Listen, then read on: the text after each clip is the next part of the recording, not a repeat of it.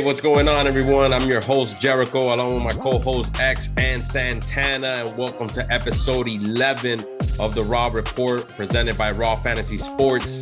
And we're here to recap week two, baby. Raw. How you guys doing today, man? Fantastic. Same here, man. It was a hell of a week two. So without further ado, let's get into it, man. We had a lot of good matchups this last week, and it ended last night with the Eagles' explosive win on Monday night, and we also had a complete ass whooping with the Bills and the Titans. But the week started off with the Chiefs and the LA Chargers, man. That was a very close matchup. It really went down to the wire and ended up being the Chiefs winning by 3 points. So that was a pretty good matchup. Do you guys have any, favorite matchups that you guys have? The Chiefs and the Chargers was obviously, in my opinion, America's game of the week. You can say Packers and Bears because of their long history, but let's be honest, nothing was exciting about Green Bay coming in or the Bears. So that was a dud. I picked the Chargers to win this one because I thought their defense was going to get to Patty. Patty showed us otherwise. So, yeah. I had a favorite game. I thought it was going to be a little bit different. Thought it would be more of a shootout, but it wasn't. I had the Raiders and the Cardinals game up there. I thought it was a good game. It ended with a fumble recovery for a touchdown in overtime. I just thought I would see more from David Carr. I love how Kyler kept them in the game, made a crucial 2-point conversion in the end. They won the game. For me, that was one of my games of the week. I was happy to see the Cardinals pull one out. Yeah, my game of the week, I'm going to have to be biased with this and just go with my Eagles. But, that was pretty much a landslide of a win. I did like the Cardinals and Las Vegas matchup. I think that was pretty close. I think that's a W that got away from the Raiders. And it went down to the wire, man. Kyler Murray came through to give the start of the season for Las Vegas an 0-2 start, which is not a good look considering that Las Vegas just revamped their entire team. They got new wideouts, they got new weaponry, but it doesn't seem like they're using the weaponry as of right now. And it was definitely a good game. The Cowboys and Bengals game, another game that came down to the wire. And it's not looking good for the Bengals as well. I mean, nobody was expecting the Cowboys to get a W, especially since Dak Prescott is out with his hand injury. But, they managed to get the W right under Joe Burrito, man. I'm not sure what's going on there. And, the Falcons and Rams was a pretty close game. So it was a very exciting week week two. I went personally 10-6 from my last week's picks. How'd you guys do? I went 8-8. Good thing I didn't do any bets. I didn't do any parlays this weekend, which was very rare of me, but I was very busy and, time just got in my hands and thank God, because I won 50% of my list. A bunch of shoe me-ins that, any other week would have been, easy, but nah, it was just like X said, the Cowboys and the Bengals. Shit, I'll put Bengals 100%. You give me that matchup 3 more times later on this season, I'm going to put Bengals 100%. But yeah, so because of so many unforeseen things, the Lions blowing out the Commanders after the Commanders showing out a strong output in week one, so yeah, a lot of matches were like tossed up in the air.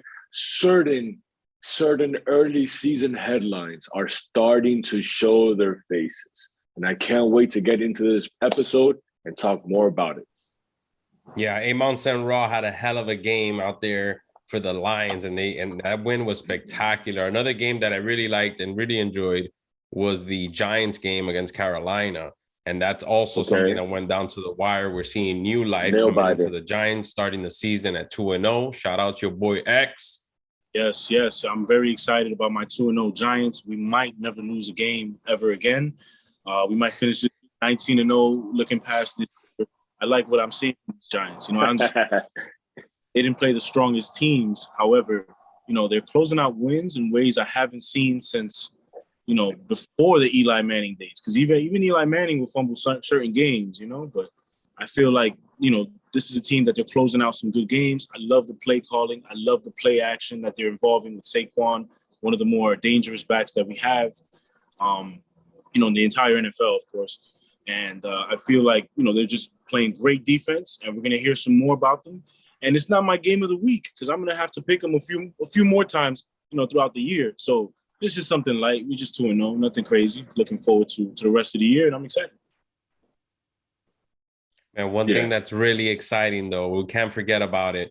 The game of the week, in my opinion, one of the greatest comebacks in the history of the NFL, in my opinion, at this point, because I cannot believe that the Ravens blew the lead that they had against Miami. I've had this conversation in my head so many times, and I wish to God Andre was here, because that man has more receipts than I do when it comes to you two.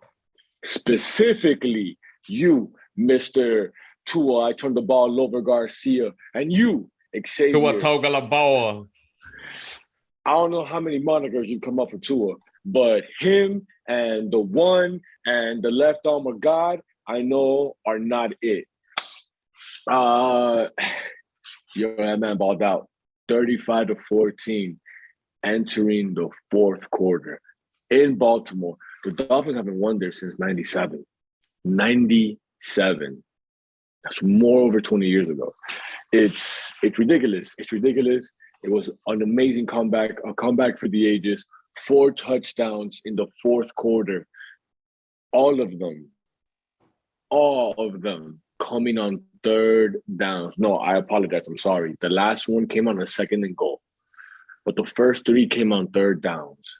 The money down. All right, so he had one good game. Let's see him do it again. Let's see what he got for the Bills. I like that because seasons aren't won or lost in the second week of the season. I like that. That was his coming out game. Let's see if it's a one-time deal or if he's the real deal. Only time gonna tell. What better matchup than the next 2 weeks? Tua has Josh Allen and the Bills, an unstoppable force. I hate to say it, but so far they look like the most dominant team in the league right now. And then we got the Bengals on a short week. So now we play the Bills on Sunday and the Bengals on Thursday. Quick turnaround.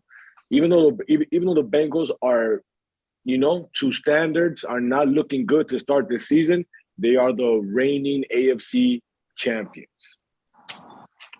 I think if Tua is going to have another game like that, I definitely think it was his coming out game. But if Tua is going to have another game like that, he's going to have Tyreek Hill and Jalen Waddle have to perform exactly how they performed this Sunday, because it was basically the Tua, Tyreek Hill, and the Waddle show out there. Over 150 receiving yards each, 2 touchdowns a pop, and Tua went off on everyone. Almost 500 yards, 6 touchdowns. I mean, it was just a legendary day all around, man. I mean, I don't know if we're gonna be seeing this again from Tua, but this matchup that you just mentioned against the Bills will definitely answer a lot of questions this week coming up, because let's be real, Baltimore was not a pushover team. That's a serious contender with Lamar Jackson. Let's not forget, Lamar Jackson had over 100 rushing yards, and he's the quarterback. You're talking about a quarterback that can take it in any direction. So it was an all-around, an amazing statistical day, but I just cannot believe the Ravens blew that loss, that W, and Tua Tagovailoa. Let's see what you got left in the tank, buddy. Listen, I don't think he's gonna keep balling like that, guys. It was one good game. I don't want to call it a fluke, but let's just say the Ravens defense is not the Bills defense, or who you're gonna see this week, and we'll see what they do if the Ravens will continue to play cover 0 against other quarterbacks they don't believe in, because they made a believer in some people out of Tua this week. But let's see if he has that every week. See what you got. Look, my question to you guys is this. All right, a lot of people slated the Dolphins to start 1-3. A lot of NFL experts, panel experts, ESPN experts, all around the board, they said at best the Dolphins will start 1-3. Let me ask you guys this. You guys know our next 2 opponents, Bills and Bengals, on a short week, Sunday and Thursday.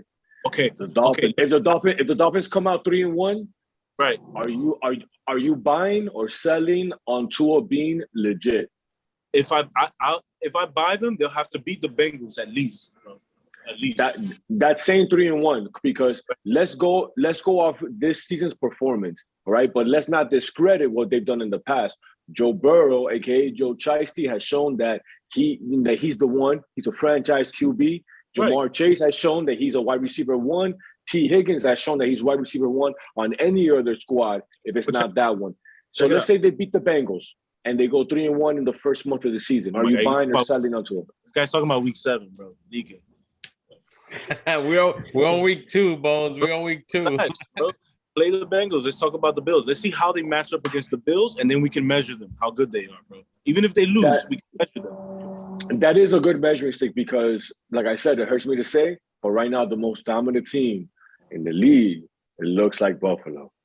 Right. Buffalo looking strong on all aspects, special teams, defense, Josh Allen a beast. Let's see how this goes. It's looking bad for us. Josh Allen is 6-0 versus the Dolphins in the last 3 seasons. 6-0. Clean sweep, 3 years. If the Dolphins are for real, they're going to show a fight this Sunday. I hope a win, but at least a fight. If they roll over us, I don't know. I don't know how that might go for us. I don't know how it's going to go nationally.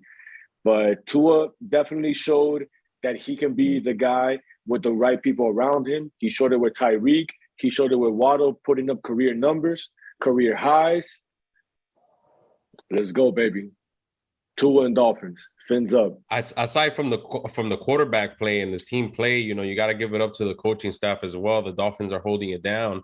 I was really impressed the fact that you guys have a rookie head coach and he was able to come back from such a large deficit because they were down, pretty significantly, going into the second half. So for him to come back and just, completely shit on the entire program, the entire purpose of what they came to Miami to do, or Baltimore, I'm sorry, it's just something that resulted in a W for the Dolphins. They never let up for a second, and they ended up robbing it from them.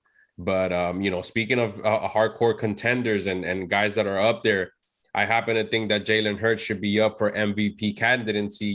He's putting up crazy numbers right now for Philadelphia. And just like Tua, these are ex-teammates in Oklahoma in college. And it's basically their coming out year. They're coming out. Tua got 6 touchdowns. Hurts is throwing for 300 yards, rushing for 2 touchdowns. I mean, talking about quarterbacks that are very mobile. They're not too tall, so it's not so hard for them to maneuver or become, mobile is what I mean to say. But we're seeing Jalen play the pocket a lot more. And now that he got A.J. Brown, he has a wing that he could always throw it out to, So they've kicked out the year extremely successful out here. A.J. Brown, 69 yards. He has yet to see the end zone really with Jalen Hurts, but they're going to figure it out, man. They're going to figure it out. But Jalen Hurts just put a hell of a performance last night for Monday Night Football. And the Eagles are rolling, man. They're at the top of the NFC East. And the only 2 teams that are always just coming out of the NFC East, it just really seems like it's the Eagles and the Giants. Am I wrong about that? Yeah, I feel like the Giants got a lot to prove against the Eagles. I feel like even if they split, both of the teams can make the playoffs if you look at it. I think they both have a fairly easy schedule. They play the same divisions, as being division mates. They'll both play the Lions, I believe, or both play the Vikings and the Packers, if I'm not mistaken. So I think it's, it's a weak division we're playing. We get some easy dubs. I feel like this is more of Jalen's I told you so season more than coming out party. Let's not forget that, because of division rules, he went to the playoffs last year. And what did he show last year? He showed that he had fight. He showed that when given the opportunity, he can make the most of it. So far this season, he's shown just that. All right? Let's not discredit the fact that he's an Alabama starter. Only lost once before the benching came after, for Tua.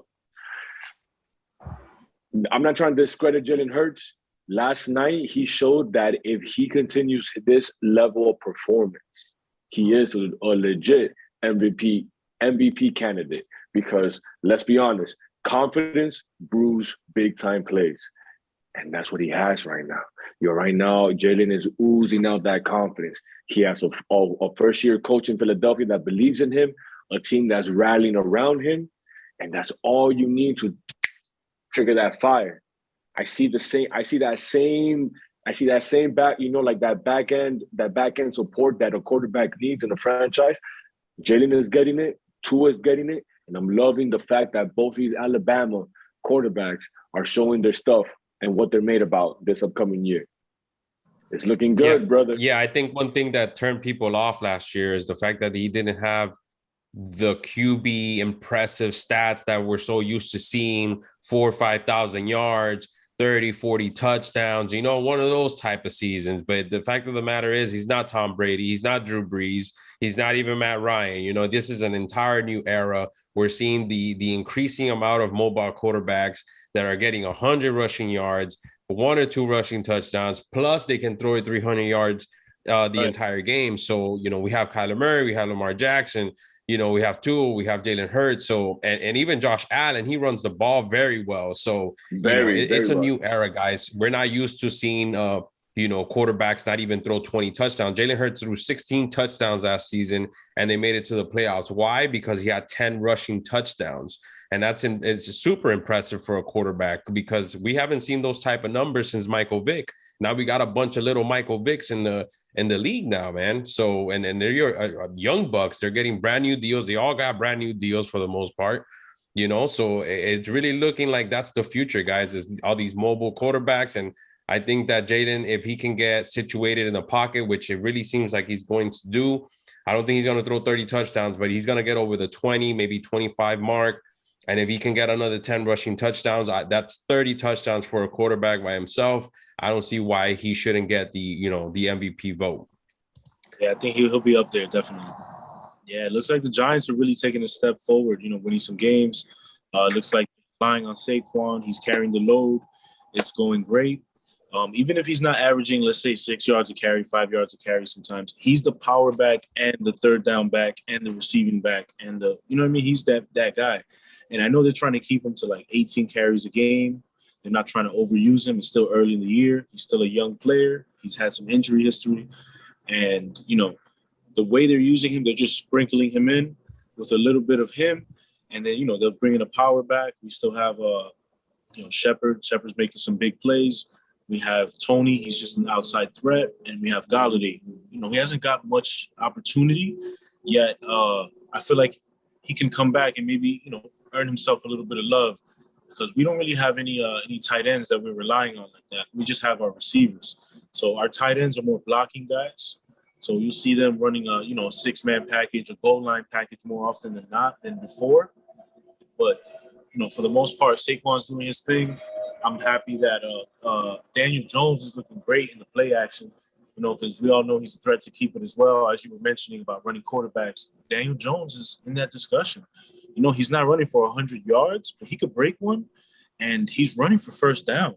Like, let's count how many, first downs these guys are running for. And Daniel Jones is getting them, whether it's a scramble or, a quarterback keeper. And this year, I feel like they've worked on their mechanics. The cameraman can't even keep up with him. Sometimes everyone thinks Saquon has the ball, and Daniel Jones is running for a first down. I feel like, they made some strides, and I really like what they're doing week 2.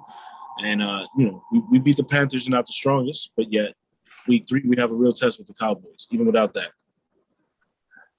I like your team. I like how your makeup, how it's made. Obviously, the beast, the engine, the spirit, the grit is Saquon. It's Saquon. I think he showed that in week 1 in those goal line drives or dives, if you want to call them. The way he muscled through it. Everyone knew he was going to get the ball. And the way he just went through the first linebacker, the second safety, and still kept on chucking and throwing. It's him. Your receivers concern me. Tony has his moments. Shepard and Galladay, I know you would like better, sexier receivers. So if you guys were to complete that aspect, the Giants are scary, are scary as fuck. Though right now you guys are good, looking real good, and you're gonna have to ride Saquon. And the reason why Danny Dimes is picking up all these third downs is because last year I feel like the staff really forced them to stay in the pocket no matter what. Like you were saying, they're trying to force the traditional way to be the QB. But here comes the greatest fat man to ever walk the streets of New York since motherfucking Tony Soprano and be like, hey, isn't my quarterback 6'6", 230 pounds?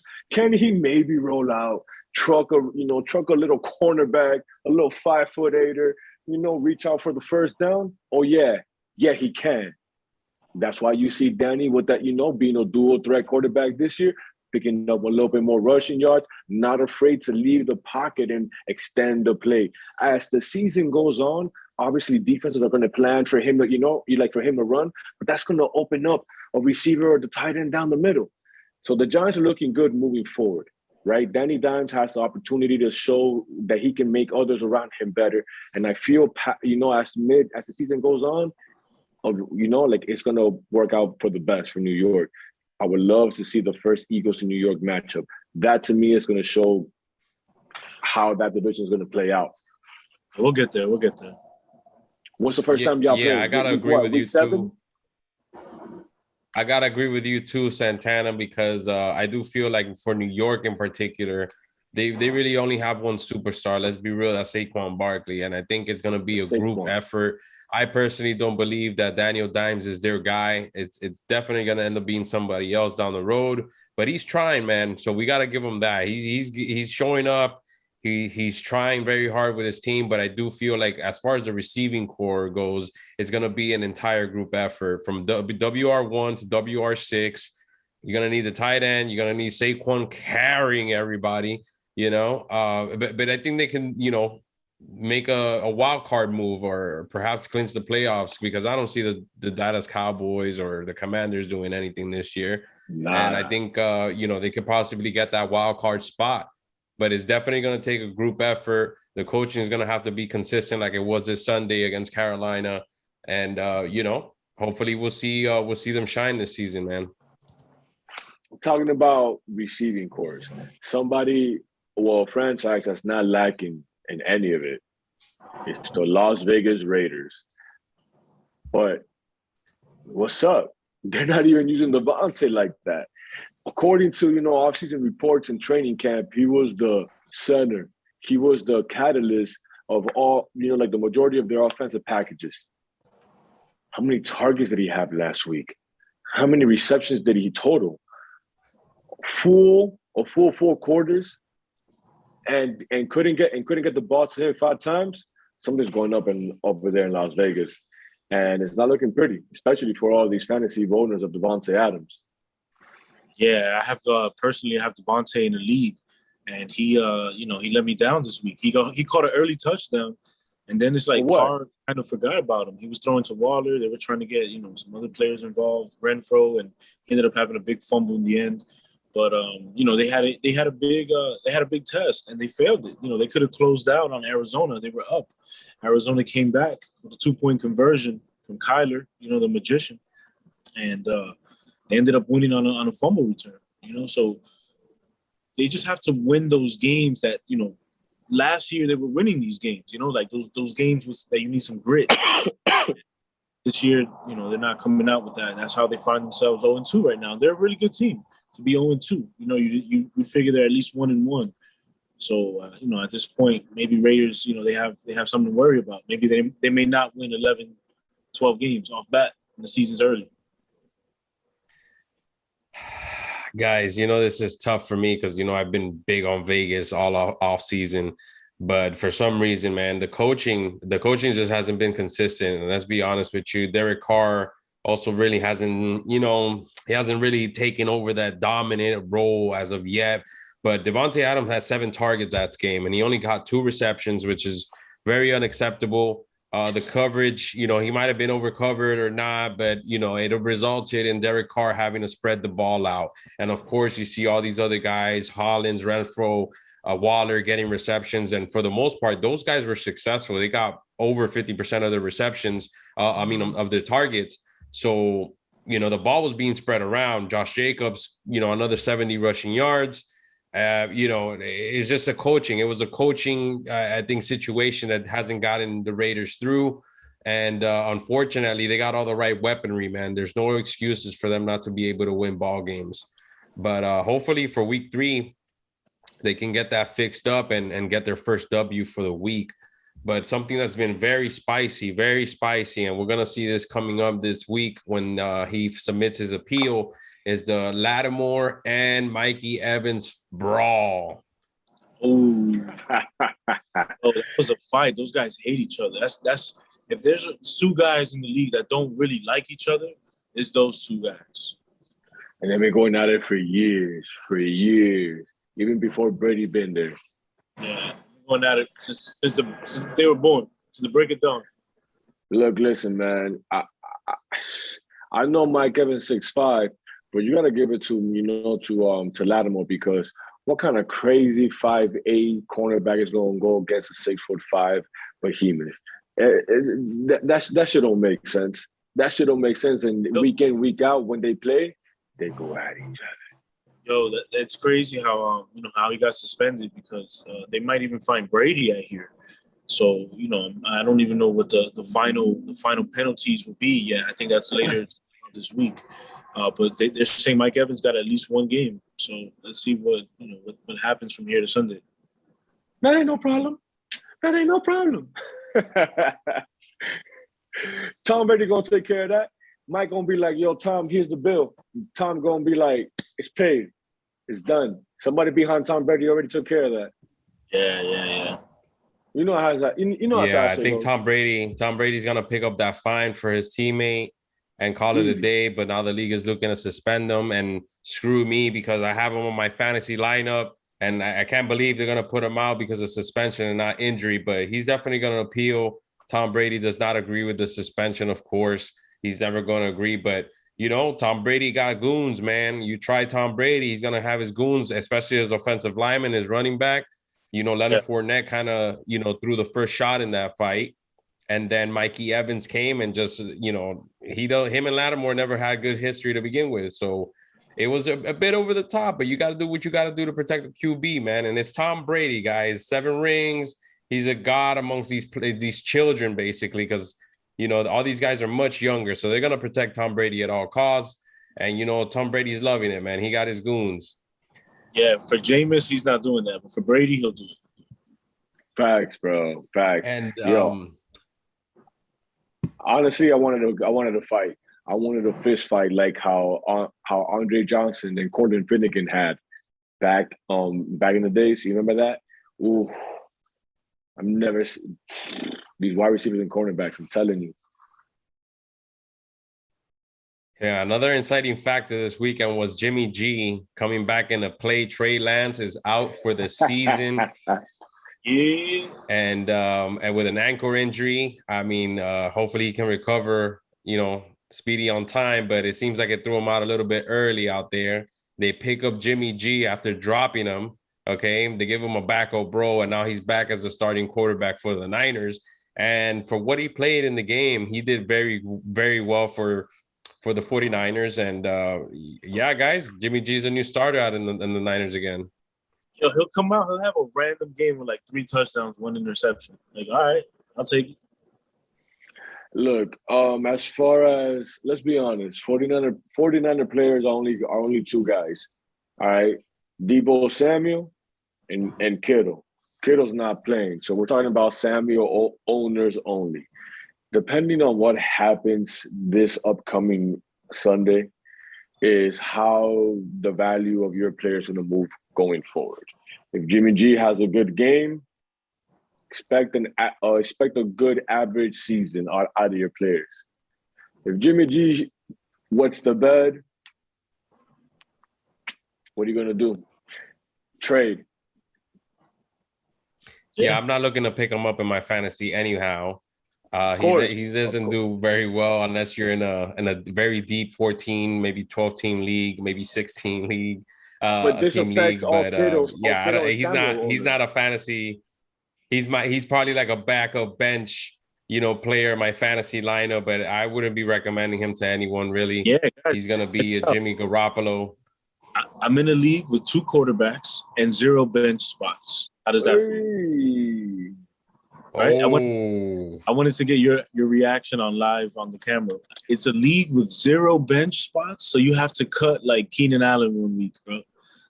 Keenan Allen was a free agent. that sounds like we should take that up next year at the Fantasy Cup. Right. So it's 2 quarterbacks, 3 receivers, 2 running backs, and what do you call that? Flex and a defense and a kicker. No, 2 kickers and 2 defense. I'm sorry. 2 kickers, 2 defense, and no bench spots. Wow, that sounds spectacular right there, man. It sounds like mayhem. I pick up Jimmy G on that one. I would fight somebody by week 3. Because of Jimmy G's return, does for Deebo Samuel and Kittle owners, does the stock go up or does the stock go down? I think the Kittle stock it goes through the roof. I think it goes straight up because that's who Jimmy G's known to throw to. He's known to throw to him. He's known to get Deebo involved, at least short passes.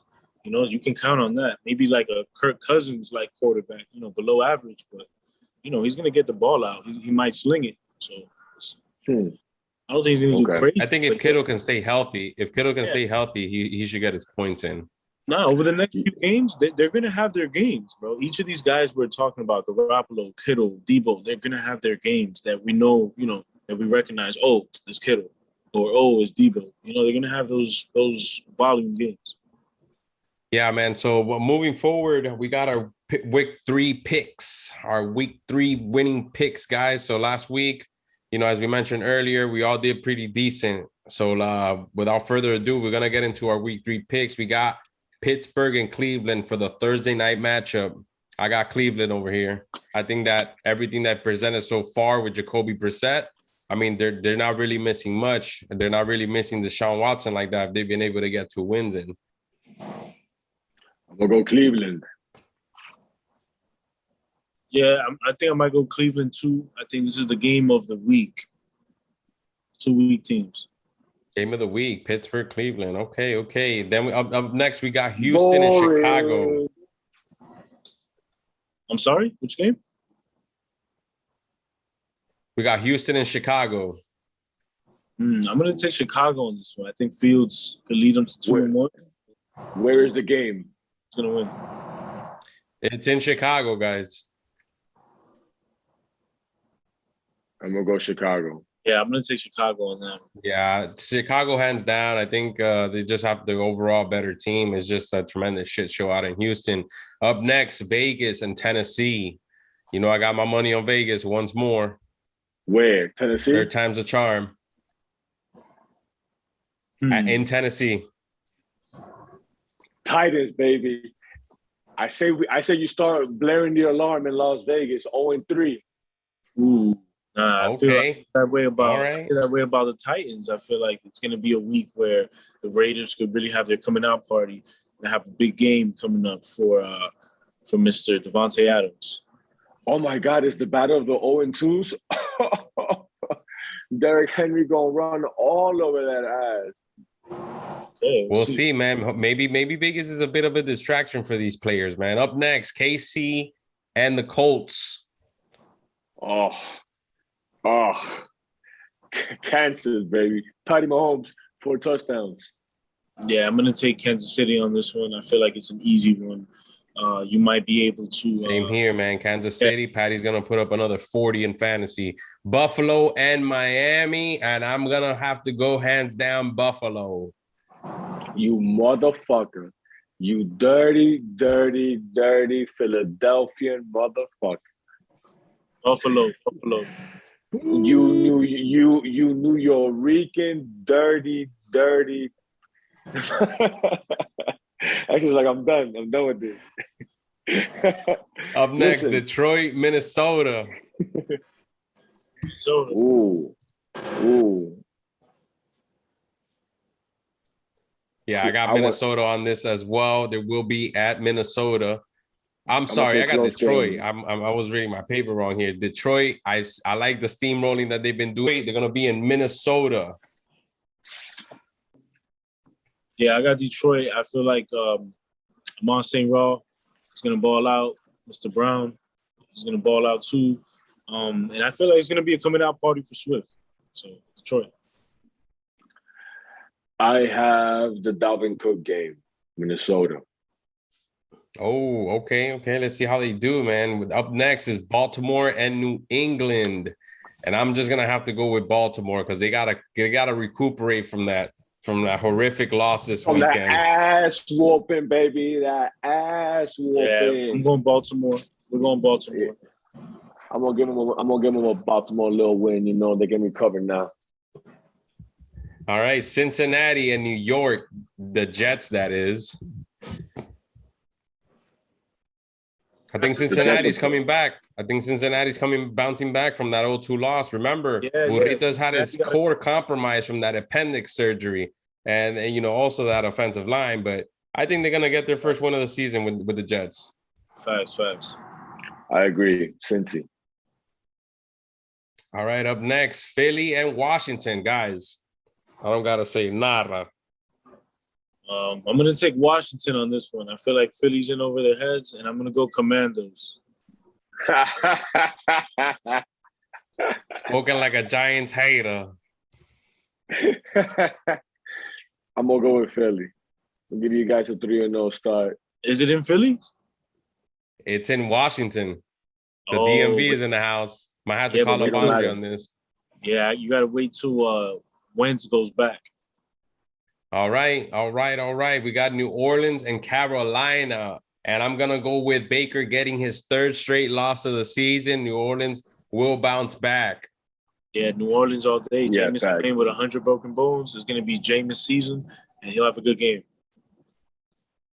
Up next is Jacksonville and the LA Chargers. Ooh. I'm going Chargers, yeah. Next question. Yeah, I'm going to have to go with the Chargers as well, even though Jacksonville just got a good bounce back. You know, I can't see them beating, the Chargers. Up next, the Rams and Arizona. And that, in my opinion, is game of the week right there. The Rams, Arizona. I think they're going to do work. And I hadn't even made this pick yet, but I'm going to go with Arizona on this one, guys. I'm going to go with the Rams. Yeah, I'm going to take Arizona myself. You got the Rams? Okay. I got the Rams. I got Jalen Ramsey shitting all over Kyler Murray. Okay. All right. Atlanta, Seattle. Two mediocre teams in the NFL. I got my money on Seattle. Atlanta. Yeah, I'm going to ride Atlanta. They've been balling out with Drake London. I'm going Atlanta.